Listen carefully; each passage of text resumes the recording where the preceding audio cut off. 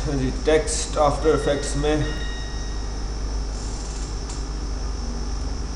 लिख दिया हमने पहले कुछ भी टेक्स्ट की लेयर। हर भी फ़ोटोशॉप में भी लेयर अलग टाइप की होती है, इलस्ट्रेटर में भी अलग टाइप की लेयर होती है टेक्स्ट की। तो क्या लिखें?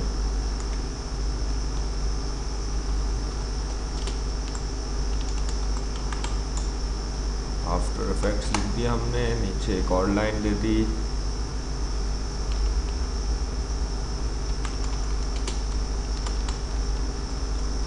नीचे एक और लाइन दे दी।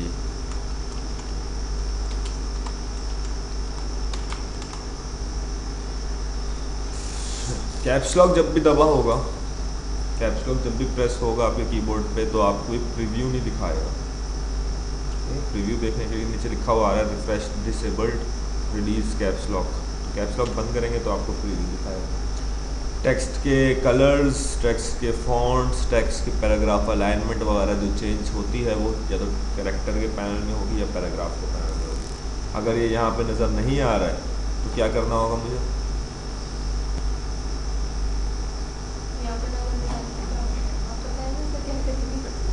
इलस्ट्रेटर में क्या करते थे, जो चीज़ साइड पे या पैनल गायब होता था, विंडो के मेन्यू में जाके पैराग्राफ खोल लिया हमने, कैरेक्टर खोल लिया, यहाँ से नज़र आ सकते हैं।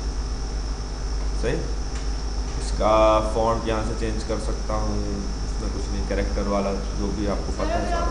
इसका फॉन्ट चेंज करेंगे तो तीनों का चेंज होगा ना, क्योंकि इस टाइम तीनों हाँ सेलेक्ट होगा। बिल्कुल, अगर कोई एक सेलेक्ट होगा तो उसका होगा।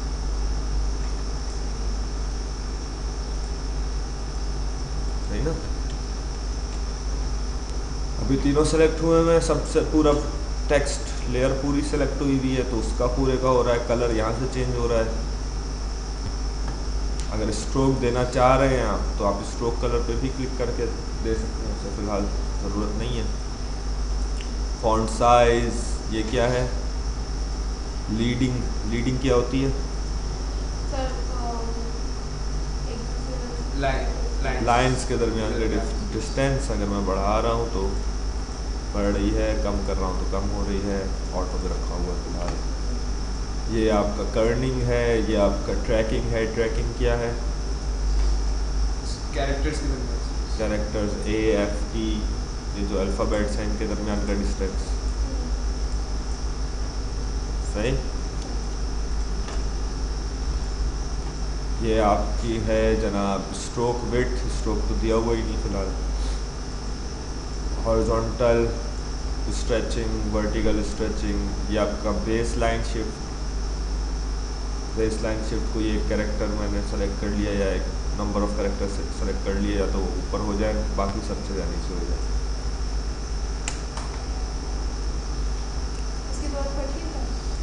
कभी H2O लिखना है या 23rd लिखना है तो ऑलरेडी आप ऊपर कर देंगे। ये एक नई चीज़ आई है इसमें, सूमे फॉर सेलेक्टेड कैरेक्टर्स।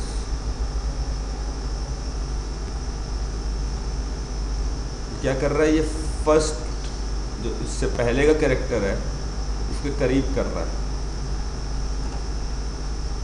यानी कि अगर मैं खाली मैंने R लिया हुआ था या E ले लिया, चले इसमें तो ज़्यादा समझ में आ जाएगा। ये लास्ट कैरेक्टर के करीब ले जा रहा है, ट्रैकिंग नहीं चेंज कर रहा, इसकी पोजीशन को पीछे कर रहा है, तो उसके हिसाब से पीछे वाली पोजीशन पीछे जा रही है। ट्रैकिंग से भी कर सकते हैं आप ये काम। बोल्ड, इटैलिक वगैरह वगैरह, ये तो कैरेक्टर की हो गई। पैराग्राफ अलाइनमेंट, लेफ्ट अलाइंड है, सेंटर अलाइंड है, राइट अलाइंड है। उधर क्यों जा रहा है? क्योंकि आपका सब कुछ अच्छा। एंकर पॉइंट इसमें राइट अलाइनमेंट में लाइन राइट पे आ जाएगा, लेफ्ट अलाइनमेंट पे लेफ्ट पे होगा, और सेंटर अलाइनमेंट पे सेंटर पे होगा। ये बात ज़रा इम्पॉर्टेंट है टेक्स्ट के हवाले से कि एंकर पॉइंट उसका कहाँ रखा हुआ है। हाँ, मैं उसका एंकर पॉइंट मूव कर सकता हूँ, लेकिन जो इफेक्ट्स लगाएंगे आप आगे तो उसमें से कुछ इफेक्ट्स ऐसे होंगे जो कि ओरिजिनल पोजीशन और एंकर पॉइंट की ले रहे होंगे। सर लेकिन एंकर पॉइंट तो खुद ही वो अरेंज हो रहा है ना आप अभी हो रहा है, लेकिन ओरिजिनल पोजीशन का मतलब ये है कि लेफ्ट पे यहाँ पे रखा हुआ है, राइट पे यहाँ पे रखा हुआ है, सेंटर पे यहाँ पे रखा हुआ है। सही, आपकी पैराग्राफ अलाइनमेंट के हिसाब से काम कर रहे होंगे कुछ इफेक्ट्स, सारे नहीं कर रहे। देखिए टेक्स्ट के अंदर इफेक्ट्स क्या क्या है। एक नॉर्मल लेयर के अंदर कौन से होते हैं, ट्रांसफॉर्म के बेसिक, ट्रांसफॉर्म के जो बेसिक आपके होते हैं वो नॉर्मल लेयर के अंदर होते हैं। प्रॉपर्टीज़ इफेक्ट के अंदर वो टेक्स्ट के अंदर भी मौजूद हैं, ये anchor point, position, scale, rotation, opacity वगैरह वगैरह कि भाई मैं अगर ये चाह रहा हूँ कि ये यहाँ पे रखा हुआ है, पहली पोजीशन इसकी ये है, इसके पहला स्केल इसका ये है, स्केल को मैं लिंक आउट कर देता हूँ, पहला स्केल इसका जनाब ये है, पहली ओपेसिटी इसकी 0 है, रोटेशन नहीं कर रहा फिलहाल, और 2 सेकंड के बाद जो है ओपेसिटी हो जाए 100, स्केल हो जाए 100,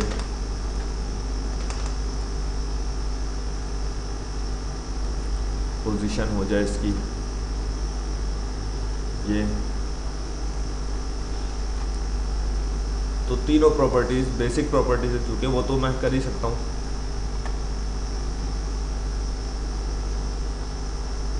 आपका ये हो रहा सही, लेकिन ओवरऑल पे अप्लाई हो रहा है, ऐसा नहीं हो रहा पहले ए हो फिर एफ हो फिर टी हो फिर ई हो। वैसे कैसा होता है?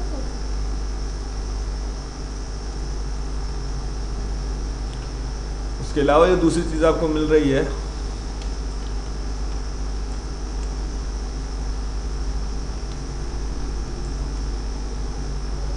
दूसरी चीज़ जो भी आपको मिल रही है इसके अलावा वो है आपके टेक्स्ट के ऑप्शंस कुछ। सोर्स टेक्स्ट क्या है? सोर्स टेक्स्ट का मतलब ये नहीं है कि भाई मैंने इस पर क्लिक किया और इस पर क्लिक करने के बाद मैंने अपना टेक्स्ट जो है वो चेंज कर दिया।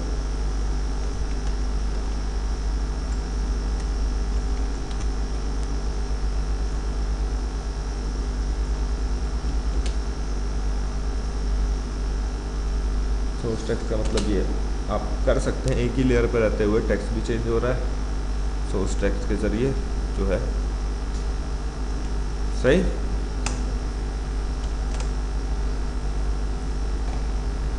कुछ पाथ ऑप्शन हैं, फ़िलहाल तो पाथ नन हुआ हुआ है, उसमें क्या होगा ये हम देखेंगे आगे। मोर ऑप्शंस हैं, मोर ऑप्शन में कैरेक्टर सेट हुआ, anchor point grouping, anchor point किस चीज़ को ग्रुप कर रहा है, कैरेक्टर को, वर्ड को, हर वर्ड अब का एक अलग एंकर पॉइंट डिसाइड हो गया, वरना हर कैरेक्टर का था। लाइन का, हर लाइन का अलग एंकर पॉइंट है, या सबको ग्रुप किया हुआ। फिलहाल नॉर्मल होता कैरेक्टर है। ग्रुपिंग अलाइनमेंट, ये आप इसे चेंज कर रहे हैं तो सिर्फ एंकर पॉइंट्स मूव हो रहे हैं और कुछ चेंज हो नहीं रहा। ये क्या चक्कर है ये भी बाद में देखेंगे। फ़िलहाल कुछ बेसिक एनिमेशन जो टेक्स्ट के साथ वाबस्ता है खाली और किसी टाइप की लेयर के साथ नहीं है, और किसी टाइप की लेयर के साथ नहीं है, उनको देख रहे हैं हम लोग।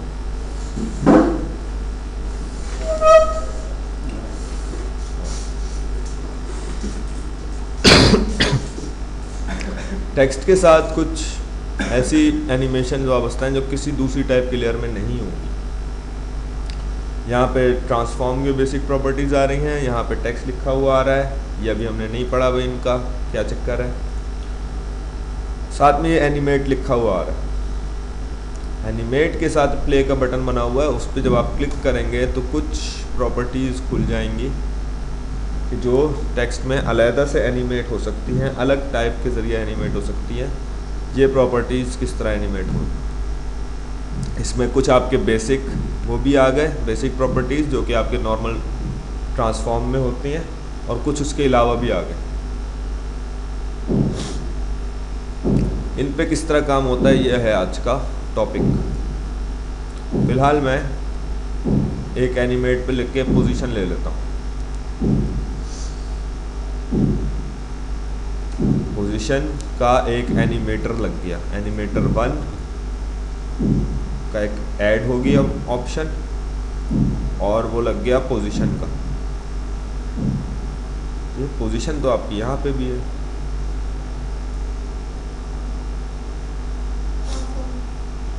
दोनों चीज़ें चेंज करूँ। अच्छा, मैं नीचे वाली, जब मैं इस तरह चेंज करता हूँ इसे, तो नीचे वाली प्रॉपर्टी चेंज हो रही है, ऊपर वाली नहीं हो रही। ऊपर वाली 0 है।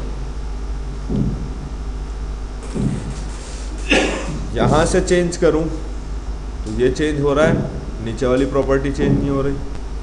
नीचे वाली पोजीशन में कोई चेंज नहीं आ रहा। चक्कर ये है कि इसकी जो पोजीशन होगी, इसका एक्स एक्सिस और वाई एक्सिस की जो भी वैल्यू होगी, वो इसकी पोजीशन के हिसाब से 0 होगी।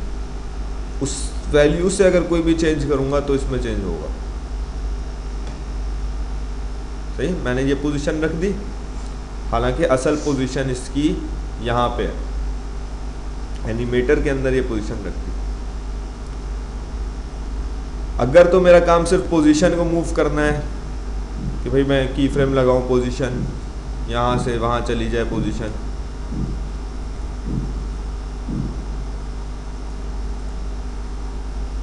तो मैं नॉर्मल काम कर, नॉर्मल पोजीशन पे काम कर लेता है, एनिमेटर लगाने की क्या जरूरत थी।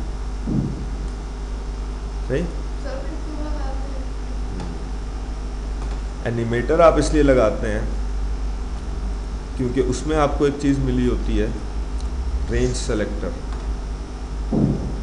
रेंज का मतलब, रेंज सेलेक्टर को खोलेंगे तो उसमें एक स्टार्ट है, एंड है, ऑफसेट है। ये एक इफेक्ट लगा हुआ है पोजीशन का, असल पोजीशन से दूर कर दी इसने पोजीशन। सही, अब वो इफेक्ट की एक रेंज होगी कि भाई यहाँ से लेकर एंड तक अप्लाई हुआ है वो इफेक्ट। यहाँ से लेकर ए से लेकर ये इस एस तक वो इफेक्ट अप्लाई हुआ है, ये उस इफेक्ट की रेंज है। ठीक है, स्टार्ट है आपका 0 पे, एंड है आपका 100 पे। अगर मैं इसकी रेंज को कम करता हूँ कि भाई 10 से 100 तक जाए, तो इसका मतलब ये होगा कि हाँ, कम लेटर पे इफेक्ट अप्लाई हो रहा होगा। स्टार्ट को जब मैं मूव कर रहा हूँ तो ये काम हो रहा है। अब जो आपका है 25 या 26 से 100 तक अप्लाई हुआ है, तो उसका मतलब कि पूरा इफेक्ट जो अप्लाई हुआ है यहाँ से लेकर यहाँ तक हुआ है। तो एंड का 100 होना चाहिए। एंड का 100 है। अगर मैं एंड को चेंज करता हूँ, 100 से पीछे लाता हूँ, तो नीचे से ऊपर जा रहा है। मतलब काम में उलट करेगा, काम आपकी, हाँ, जो उलट कर रहा है। स्टार्ट जो है वो तो 0 पे है और एंड जो है वो 100 पे है। इसको मैं मार्कर नहीं है, पहले मैं इसी पे समझा दूँ। अच्छा, रिकॉर्ड भी हो रहा है कि भाई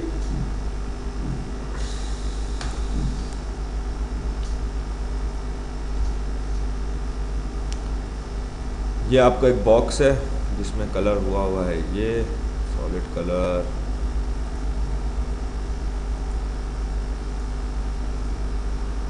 सही समझे, ये एक इफेक्ट है। तो रेंज सेलेक्टर में ये चक्कर है कि ये स्टार्टिंग पॉइंट है, ये एंडिंग पॉइंट है। अभी अगर मैं मूव करूँगा, पूरा इफेक्ट मूव हो रहा है।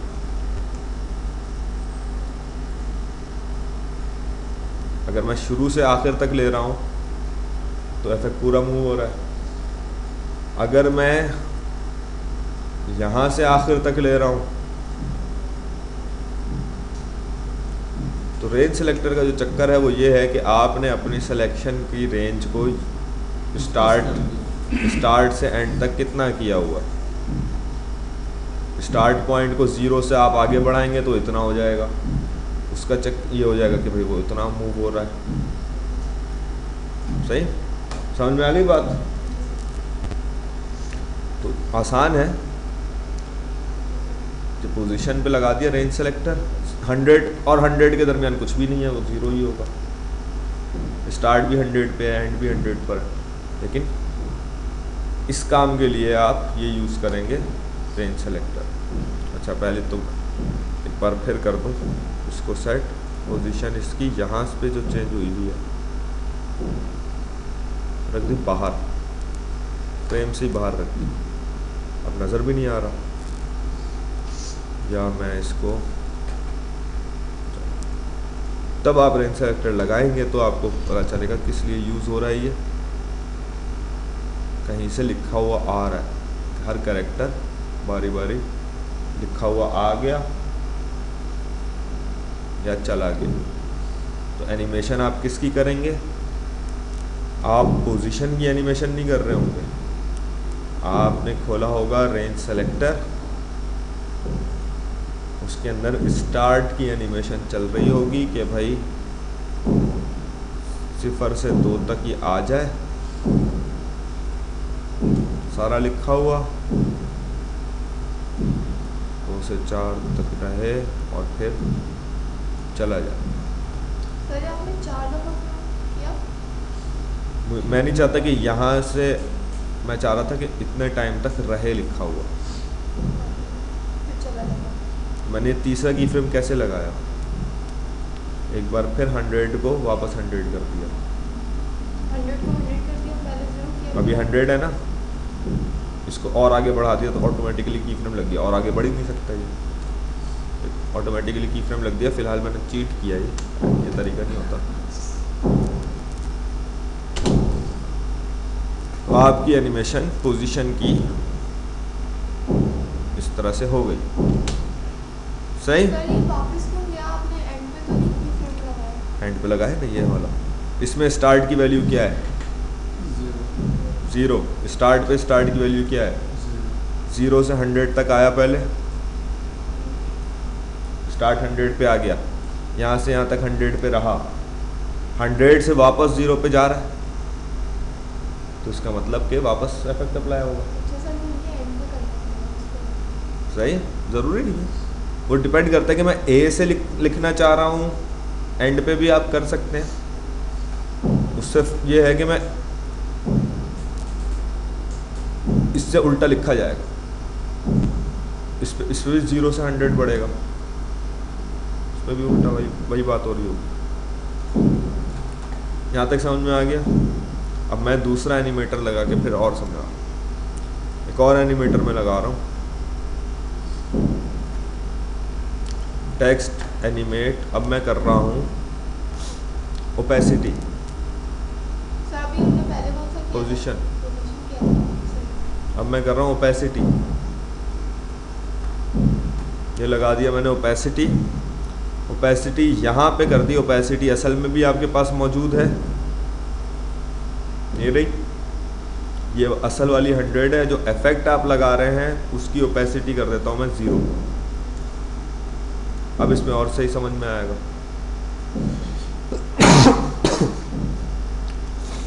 रेंज सेलेक्टर इसके साथ भी है, पूरा इफेक्ट लगा हुआ है अभी, स्टार्ट और एंड ये शो भी कर रहा है आपको, ये स्टार्ट का शो कर रहा है एरो, ये एंड का शो कर रहा है। स्टार्ट बढ़ाऊंगा तो ओपेसिटी,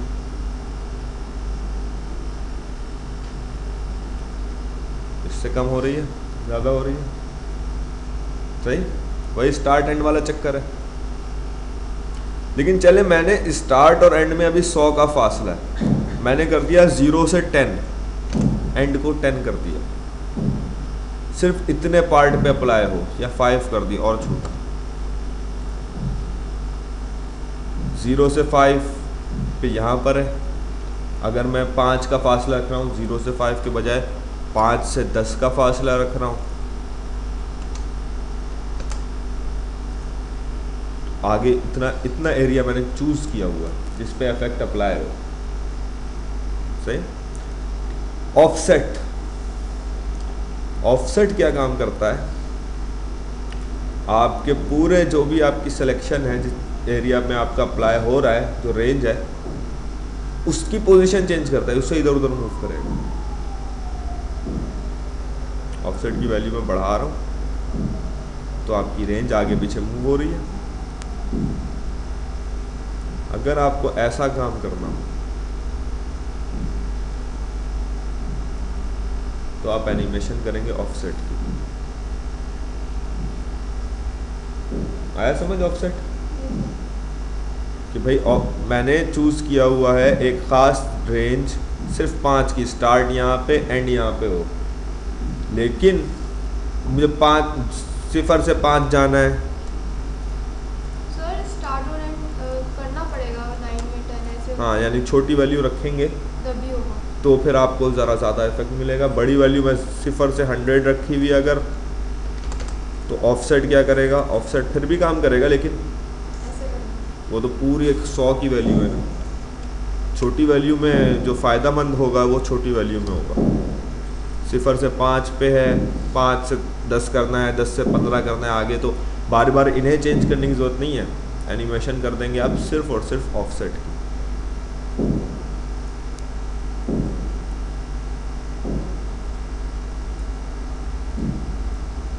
इसमें पीछे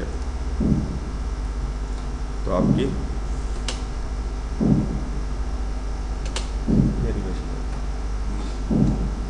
सही क्लियर। रेंज सेलेक्टर का काम समझ में आ गया। जो बेसिक प्रॉपर्टीज़ हैं वो तो आपको पता ही है, आते हैं अलग बात। पोजीशन, स्केल, स्क्यू नई है जो बेसिक में नहीं होती। स्क्यू में यानी कि आपसे पूछता है कि भाई स्क्यू कितना है, यानी टेढ़ा कितना है हो रहा है आपका टेक्स्ट, और टेढ़े होने का एंगल भी पूछता है आपसे कि भाई इस हिसाब से है, इस हिसाब से है। तो उसको भी आप यूज़ कर सकते हैं अपने एनिमेटर के रेंज सेलेक्टर में।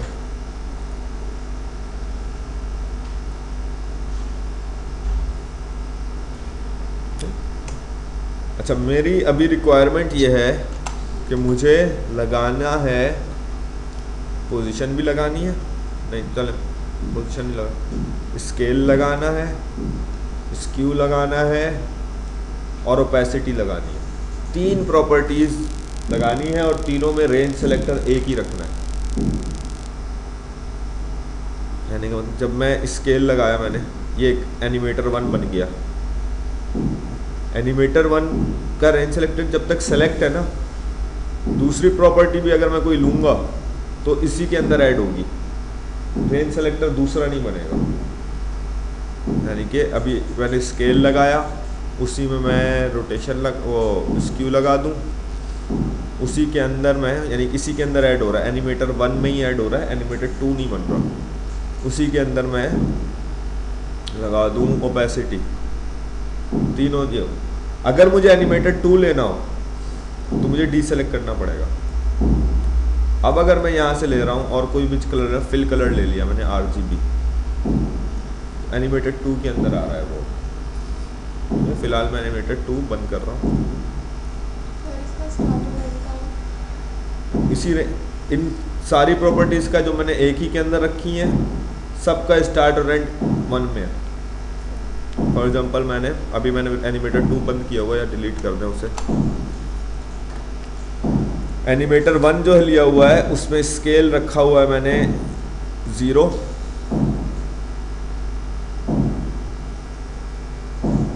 बल्कि छोटा रखा हुआ है। स्क्यू चेंज किया हुआ है, स्क्यू को कोई वैल्यू दी हुई है, ओपेसिटी 0 है। 3 प्रॉपर्टीज एक साथ एक ही रेंज सेलेक्टर हैंडल कर रहा है।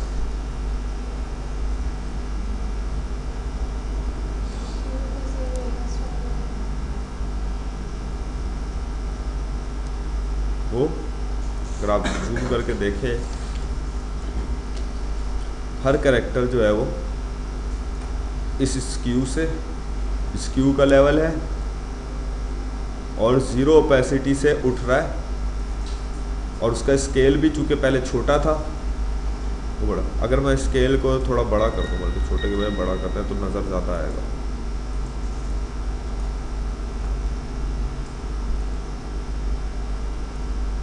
हाँ, इससे नज़र ज़्यादा आएगा।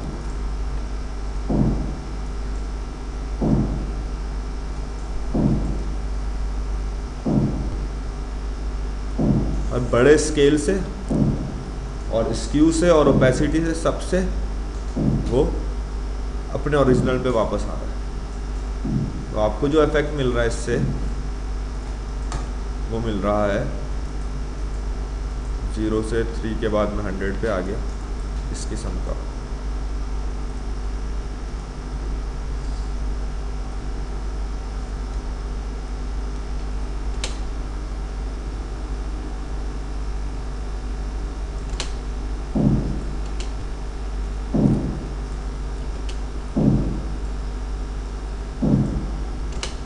सही, यानी आपकी मर्जी, आप किस किस्म का इफेक्ट बनाना चाह रहे हैं वो आपकी मर्जी है। बेसिक प्रॉपर्टीज यूज हो गई है एनिमेटर की। एनिमेटर 1 के अंदर मैंने एनिमेटर 2 बनाया था अलग। अलग क्यों बनाया था उसकी वजह भी देख लें। अलग बनाने की वजह क्या हो सकती है। एक मैंने और बनाया अलग फिल कलर, RGB कलर, ह्यू चेंज कर सकता हूँ वगैरह वगैरह चीज़ें चेंज कर सकता हूँ। चेक कर लिया, RGB एक कलर दे दिया उसे भाई। अलग इसलिए बनाया क्योंकि मुझे इसकी रेंज सेलेक्टर अलग चाहिए। अगर मुझे इसका रेंज सेलेक्टर अलग चाहिए, इसको मैंने वही कर दिया 0 से 5, इतना पार्ट शो हो रहा है। इसकी मैंने एनिमेशन करी ऑफसेट की।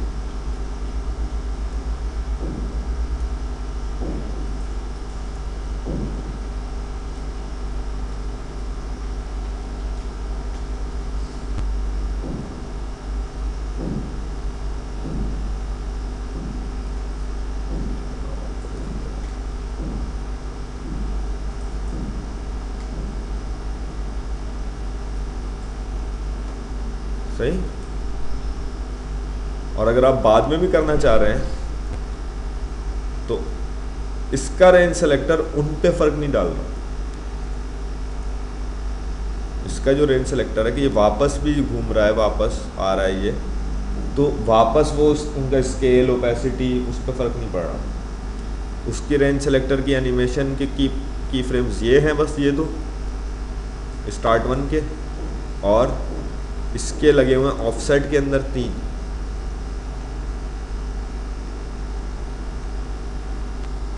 सही। इनके ज़रिए आप टेक्स्ट एनिमेशन का बहुत सारा काम कर सकते हैं, किसी भी टाइप का।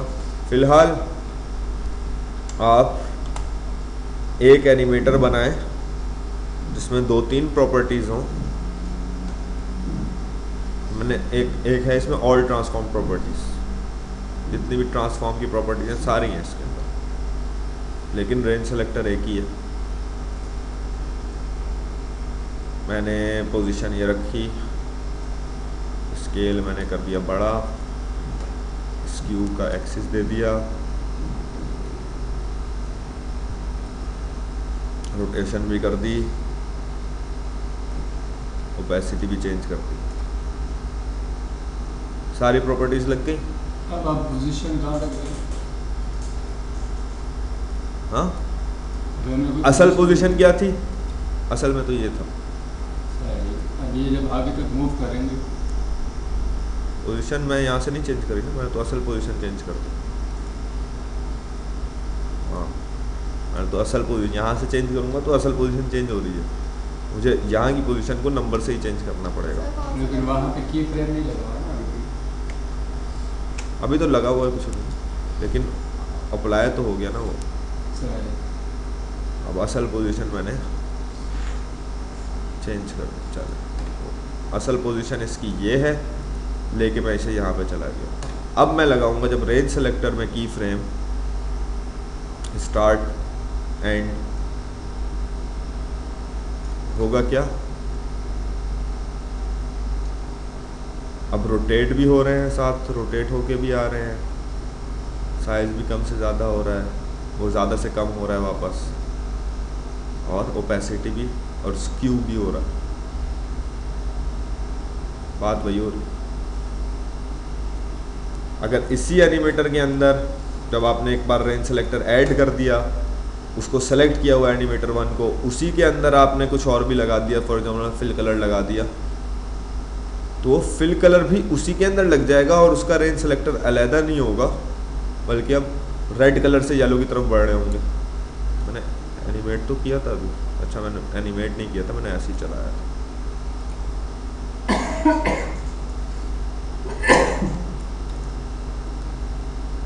अब रेड से येलो की तरफ भी जा रहा है, नहीं? वो वाला काम नहीं हो रहा कि जो दूसरे एनिमेटर के साथ हो सकता है। कोई भी चेंज मैंने इस रेंज सेलेक्टर को या इस एनिमेटर को करके मैं ऐड करूंगा उसके अंदर प्रॉपर्टी, तो वो प्रॉपर्टी भी इसी के अंदर ऐड हो जाएगी।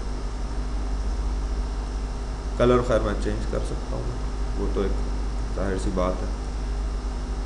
अब ब्लू से येलो जाएंगे,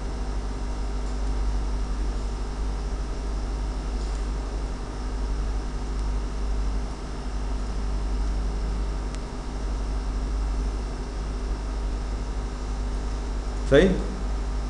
फिलहाल आप लोग जब खुद करेंगे तो हो सकता है थोड़ी कंफ्यूजन हो, बाकी ये काम जो है ये तो इस तरह हो रहा होगा।